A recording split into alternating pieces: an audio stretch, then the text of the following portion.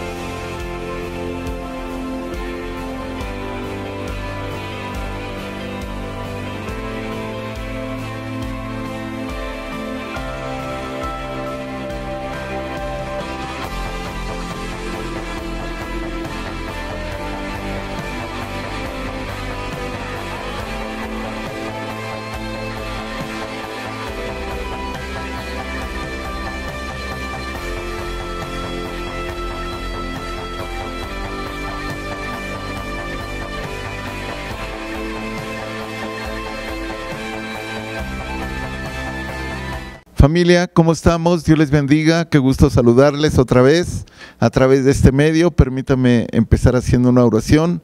Bendito Dios del cielo, quiero agradecerte por este tiempo que nos das. Gracias, oh Padre, por todas las bendiciones que tú nos has concedido. Permítenos, oh Padre, tomar tu palabra, recibirla y ponerla por obra en nuestras vidas. Gracias por usar mi vida. Ahora permite que mis hermanos que han de escuchar este mensaje sean edificados en sus vidas. Te lo pido, Padre, en el nombre de Cristo Jesús. Amén. Familia, tengo varios textos que quiero comentar con ustedes y tiene que ver mucho con el pueblo de Dios. Cuando hablamos del pueblo de Dios, pues de inicio voy a hablarles de los judíos, del pueblo de Israel, de inicio, y después vamos a comprender el resto del pueblo de Dios. Una pregunta que nosotros nos hacemos, Israel siempre ha estado en guerra. No sé si usted se ha dado cuenta, desde que se formó como nación judía, el 15 de mayo de 1948, las naciones que rodean Israel no han estado conformes con la fundación de la nación de Israel. Y ellos han estado siempre buscando cómo aniquilar a Israel, han estado buscando cómo quitarlo, cómo destruirlo, cómo desaparecerlo. Pero hay una razón por la cual no han podido hacerlo. Hay una gran razón, un gran motivo. Y yo quisiera remontarme a los tiempos de la fundación del pueblo de Dios. Desde que se funda, desde que comienza, algunas partes de las experiencias que ellos vivieron. Hay mucha historia a través de ellos en los años, desde que se fundaron hasta nuestros días. Solo haremos mención a algunas dentro de la palabra de Dios y tal vez algunas otras con relación a la historia. Y quiero remontarme al capítulo 12 del libro de Génesis, los primeros 3 versículos, 1, 2 y 3 del capítulo 12. Quizás usted ya está familiarizado con esta escritura, la hemos considerado por diferentes temas, y ahora yo quiero que usted también vuelva a retomar puntos importantes. Dice: pero el Señor había dicho a Abraham: vete de tu tierra y de tu parentela y de la casa de tu padre a la tierra que te mostraré. Y haré de ti una nación grande y te bendeciré y engrandeceré tu nombre y serás bendición. Este versículo 2 termina una palabra: y serás bendición. Esto quiere decir que Dios hizo una promesa con Abraham de bendecirlo, pero aparte él iba a ser una bendición, como una fuente de bendición, y serás bendición. No nos queda más duda que el solo hecho de que Dios haya depositado una bendición en Abraham para todas sus generaciones, eso es una bendición que Dios no le puso absolutamente ninguna regla, digamos, ningún pero, como podríamos decirlo en nuestro idioma actual. No lo condicionó, simplemente dijo, y serás bendición. Usted sabe hoy en día que como creyentes, nuestra lucha, como creyentes cristianos, no es contra carne ni sangre, sino contra principados y contra potestades de maldad en las regiones celestes. Entonces, el enemigo, cuando escucha que Abraham iba a ser una fuente de bendición, fue como una declaración de guerra. Así, ¿cómo? Él no acepta que una persona sea bendecida, porque una persona que es bendecida tiene el favor de Dios. Dios está con él, lo ayuda, lo protege, lo ayuda en sus proyectos, y en todo momento lo que comprenda en toda la extensión de la palabra de bendición, el enemigo no la acepta y va a tratar de buscar en la vida de las personas pues cómo anular que ellos sean bendición.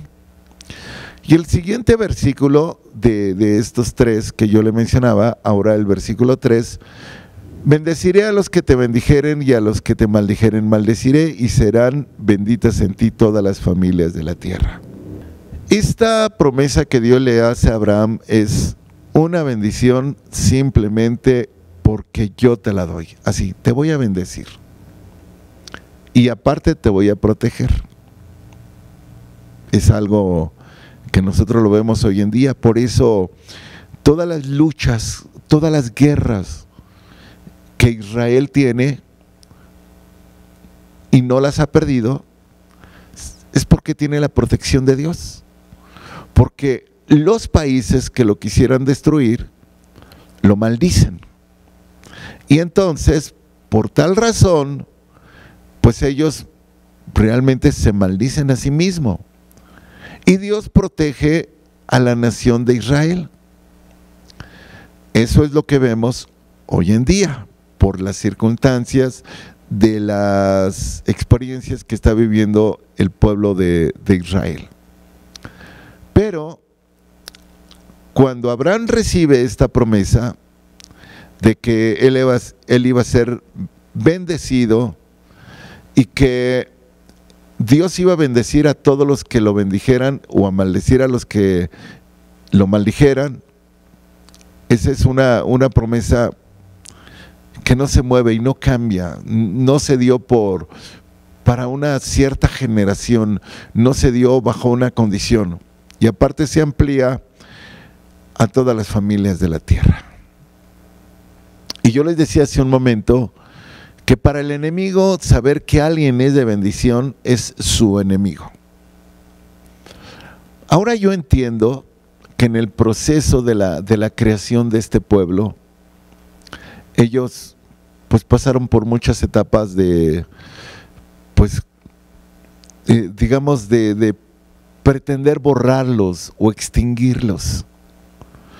Una de las experiencias primeras dentro de la formación del pueblo de Dios fue el que son tenidos como esclavos en Egipto por 400 años. Después de que ellos están esclavizados por 400 años y llega un momento en que ellos se empiezan a multiplicar. Entonces el enemigo, usando a Faraón, busca cómo detener que ese pueblo se extienda. Cuando Dios le había dado la promesa a Abraham, a Isaac y a Jacob, de que su descendencia iba a ser como las estrellas de los cielos o como la arena del mar, incontable. Entonces comienzan a multiplicarse mientras estaban allá en Egipto.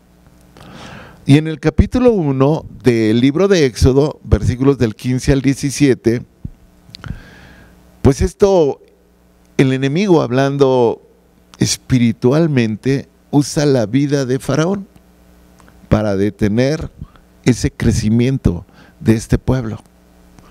Si usted se va a Éxodo 1 del 15 al 17, dice que habló el rey de Egipto a las parteras de las hebreas, una de las cuales se llamaba Cifra y otra Fua, y les dijo: cuando asistáis a las hebreas en sus partos y veáis el sexo, si es hijo, matadlo, y si es hija, entonces que viva.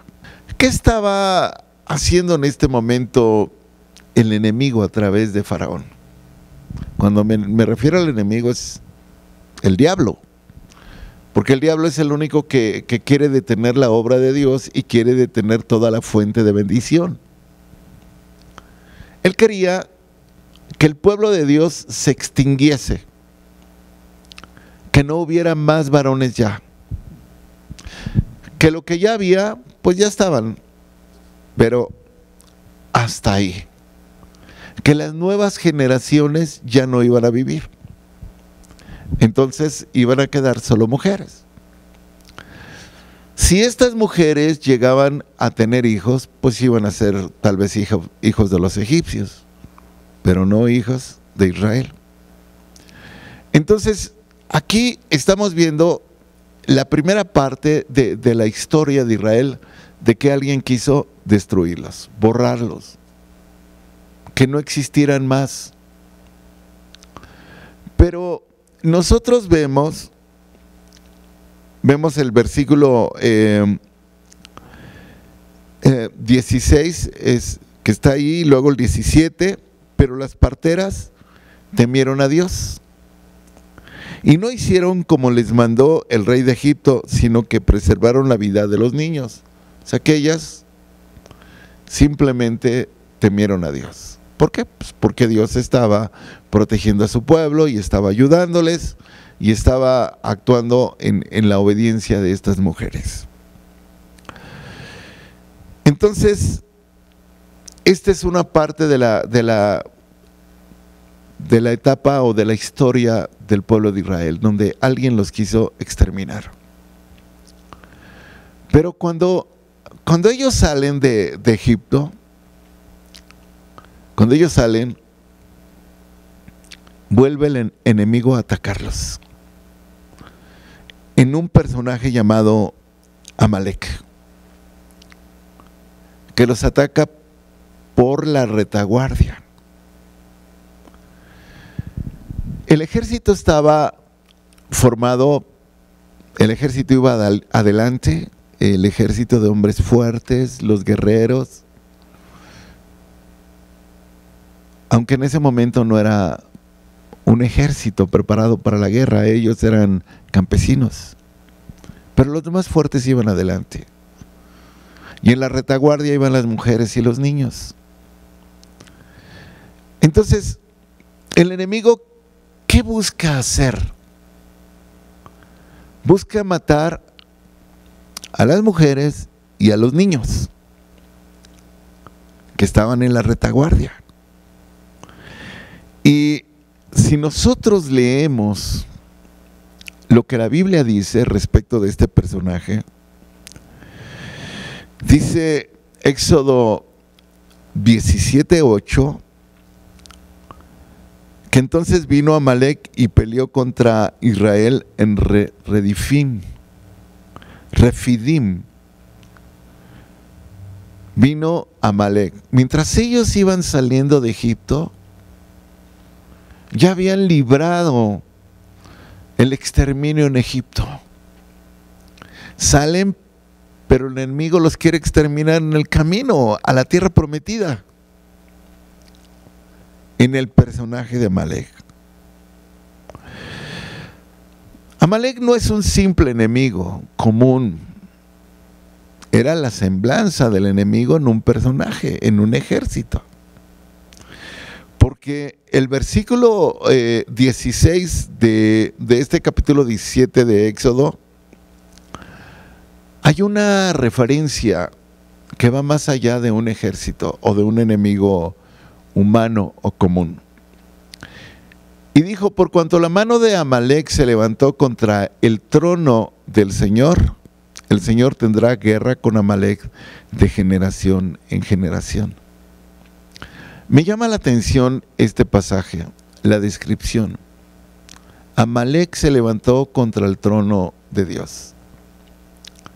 El único en la Biblia que encontramos que se levantó contra el trono de Dios fue el mismo diablo. El diablo quiso usurpar la gloria de Dios, diciendo, me voy a levantar mi trono allá junto al de Dios, para que yo sea admirado, para que sea adorado, para que yo reciba pues la misma gloria. Y la referencia que hace este pasaje de que este personaje se levanta contra el trono de Dios, ahorita vamos a ver un pasaje que está en Isaías con relación a quién se levanta contra el trono de Dios. Por eso yo le digo que este personaje no era un ejército común.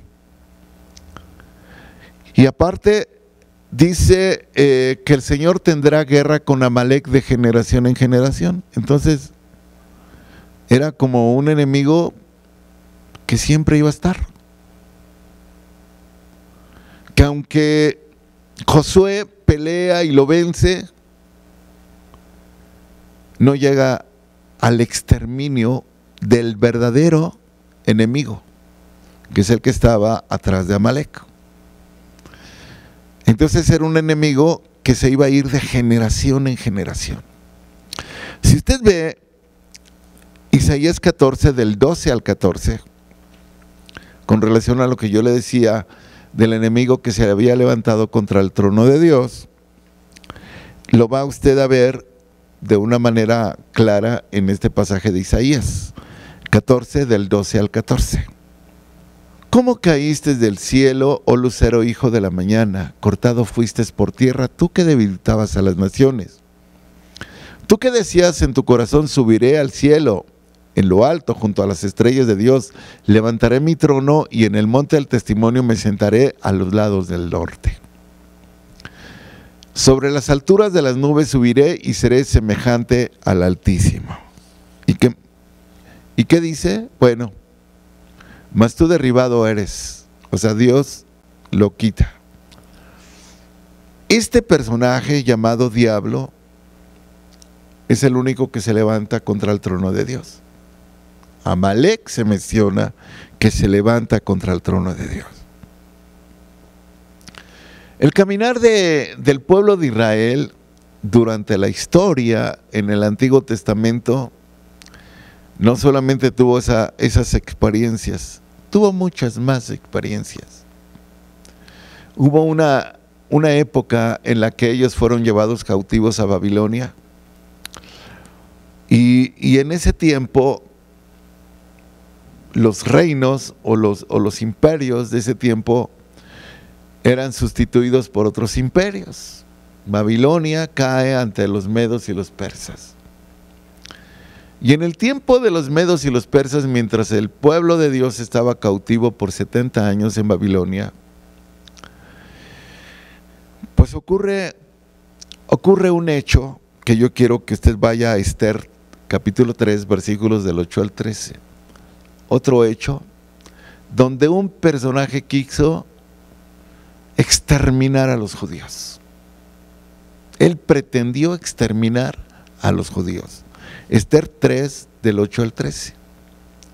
Y vamos a ver qué pasa con este personaje que tiene estos intentos de exterminio. Y dijo Amán al rey Asuero: hay un pueblo esparcido y distribuido entre los pueblos en todas las provincias de tu reino, y sus leyes son diferentes de las de todo el pueblo, y no guardan las leyes del rey, y al rey nada le beneficia el dejarlos vivir.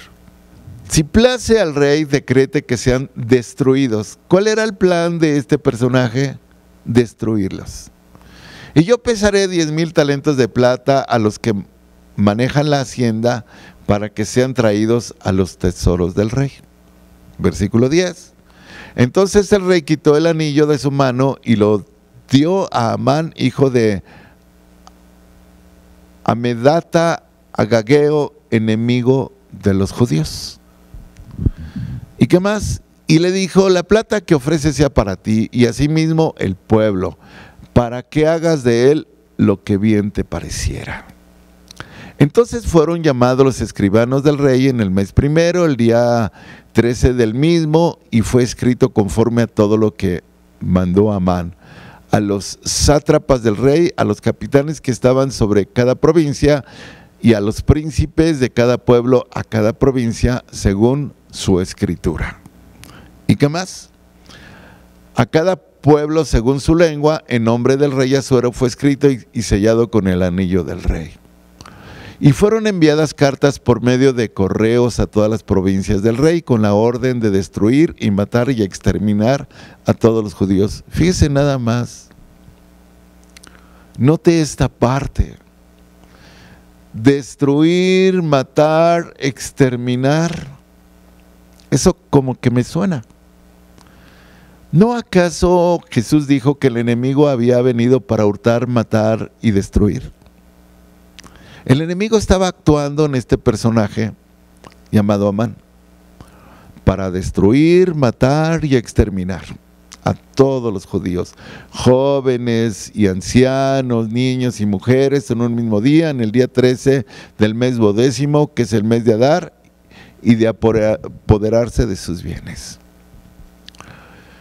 Nosotros notamos aquí cómo el pueblo de Dios, el de la bendición, por el cual iban a llegar bendición para todas las naciones y para todas las familias de la tierra, cómo el enemigo busca exterminarlos. Porque ahí lo dice claro, con la orden de destruir, matar y exterminar a todos los judíos, sean jóvenes, sean ancianos, sean niños o sean mujeres. Pero acuérdese la promesa que Dios le hizo a Abraham, que los que lo maldijeran iban a ser maldecidos. Y Dios hace que esta ley se revierta,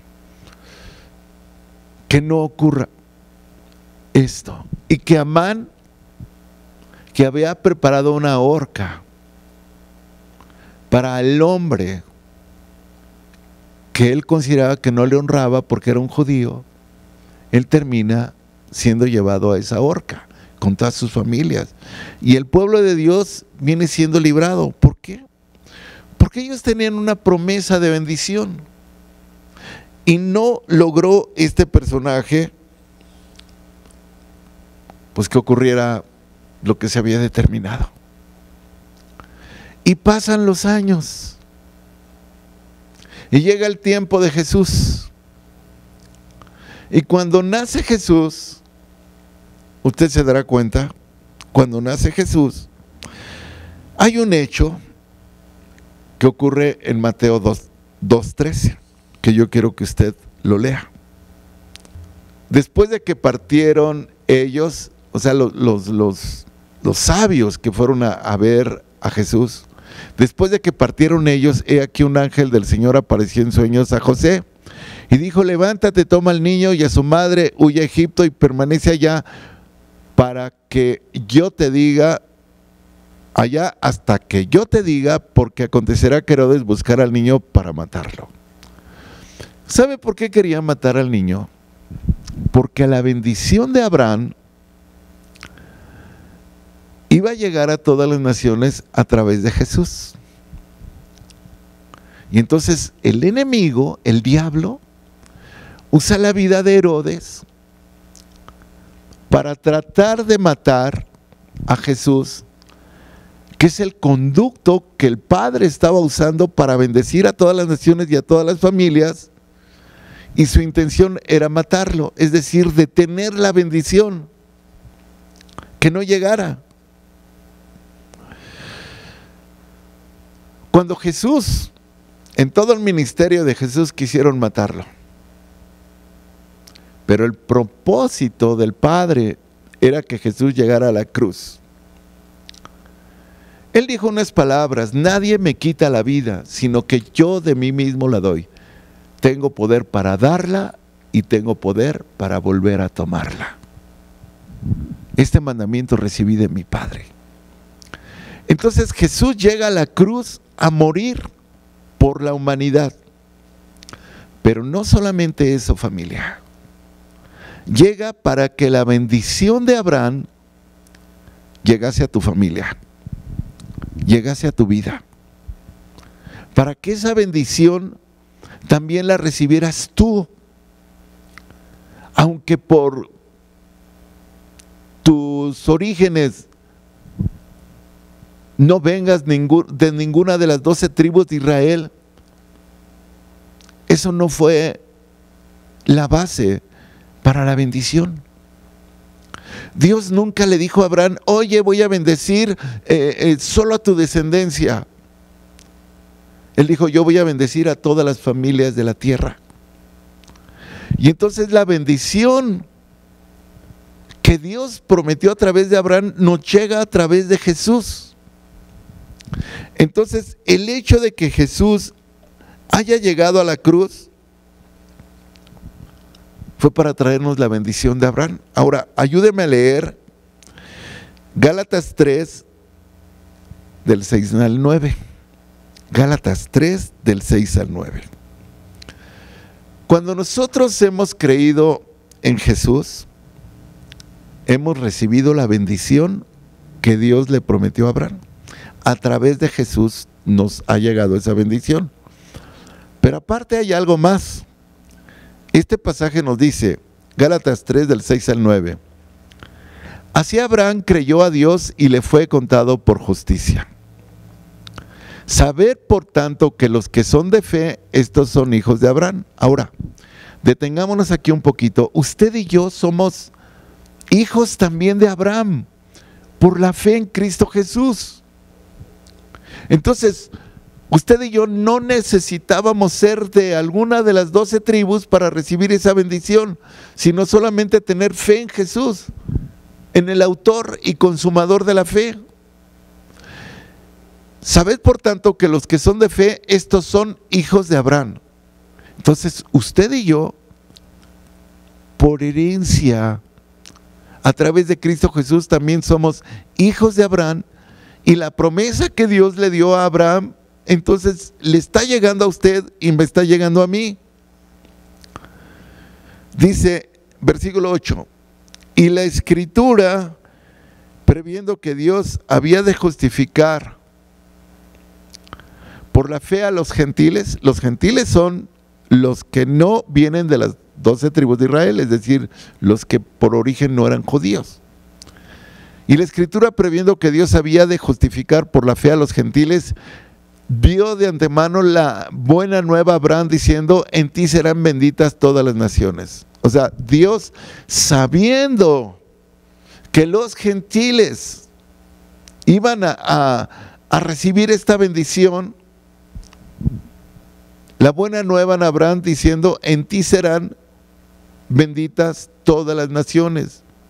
Lo leemos completo, y la Escritura, previendo que Dios había de justificar por la fe a los gentiles, dio de antemano la buena nueva a Abraham diciendo: en ti serán benditas todas las naciones.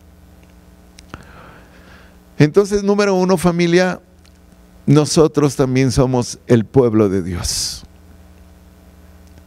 Y también el enemigo quisiera exterminarnos.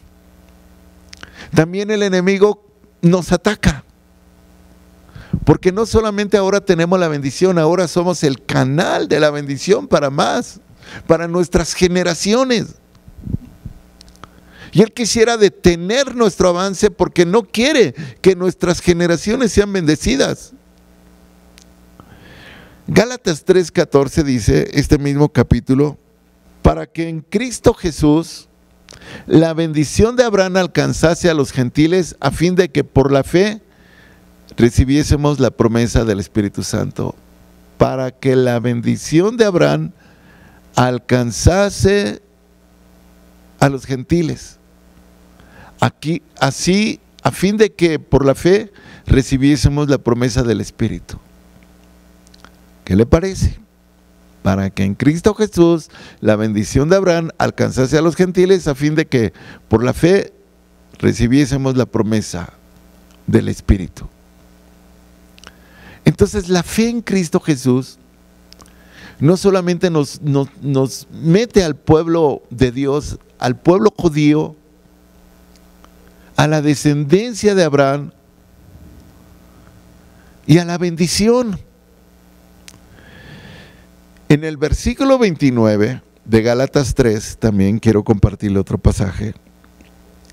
Dice: y si vosotros sois de Cristo, ciertamente el linaje de Abraham sois, y herederos según la promesa. ¿Qué le parece? Si nosotros somos de Cristo, ciertamente el linaje de Abraham somos, y herederos según la promesa. Usted y yo también somos del linaje de Abraham, porque en Cristo Jesús nosotros entramos en esa descendencia de bendición y somos herederos de la promesa de la bendición. Yo tengo la bendición de Dios, usted la tiene. Sin embargo, el enemigo a lo mejor le ha querido engañar que usted no es una persona bendecida, pero usted es una persona bendecida, porque trae una promesa desde Génesis, desde el capítulo 12, versículos 1, 2 y 3, de cómo Dios da esa bendición y la hace efectiva a través de Cristo Jesús en su vida y en mi vida. Por tanto, yo tengo que entender que soy una persona bendecida y tengo que actuar como una persona bendecida y que soy un conducto de bendición para otros. Usted recordará lo que dice Primera de Pedro 2:10, que antes no éramos pueblo, ¿verdad? Ayúdeme a leerlo, Primera de Pedro 2:10. Vosotros que en otro tiempo no erais pueblo, pero que ahora sois pueblo de Dios, que en otro tiempo no habéis alcanzado misericordia, pero ahora habéis alcanzado misericordia. Ahora somos parte del pueblo de Dios. El tema que nosotros veíamos al principio, ¿por qué el pueblo de Dios siempre está en guerra? Yo le decía, primero vamos a ver un poco del pueblo de Israel y luego vamos a ver de la otra parte del pueblo. La otra parte del pueblo somos usted y yo. Y sí, siempre estamos en guerra. Siempre el enemigo va a buscar destruir nuestras vidas. Siempre va a buscar destruir nuestras familias. Siempre va a buscar destruir nuestro entorno. Pero yo tengo que aprender a bendecir. A bendecir. Por eso Jesús dijo que nosotros bendijéramos aún a nuestros enemigos. O sea, si nosotros sabemos de alguien que no nos ama o alguien pretende a alguien con nosotros, nosotros simplemente lo bendecimos. Porque somos fuente de bendición. Nosotros somos como una fuente de agua dulce que echa por la fuente agua dulce, no agua amarga. Entonces somos una fuente de bendición que de nuestra boca solo debe de salir bendición. Ahora el enemigo va a atacarnos como militarmente atacan al pueblo de Israel. Militarmente lo están atacando porque el enemigo está buscando cómo atacarlo a través de las naciones que lo rodean. Y a usted y a mí, el enemigo nos ataca a través de las personas que nos rodean. Pueden estar en nuestro trabajo, nuestro vecindario, nuestra escuela. Gentes que quisieran que no existiéramos, que no viviéramos. ¿Por qué? Porque el enemigo está trabajando a través de ellos para exterminar al que tiene la bendición. Pero no se preocupe. Dios ha protegido a los judíos como lo está protegiendo a usted. Usted no está en manos del enemigo, está en las manos de Dios. Y Dios es su guardador, Él guarda su vida, su entrar, su salir. Usted está en el hueco de la mano de Dios y Dios lo va a guardar y lo va a proteger. Porque usted es una persona de bendición. Entonces, no tenemos que sentirnos excluidos. Ayúdeme a leer Romanos 11 del 15 al 21. Romanos 11 del 15 al 21. En un principio, los judíos fueron ciertamente como excluidos, pero en algún momento van a ser reconciliados.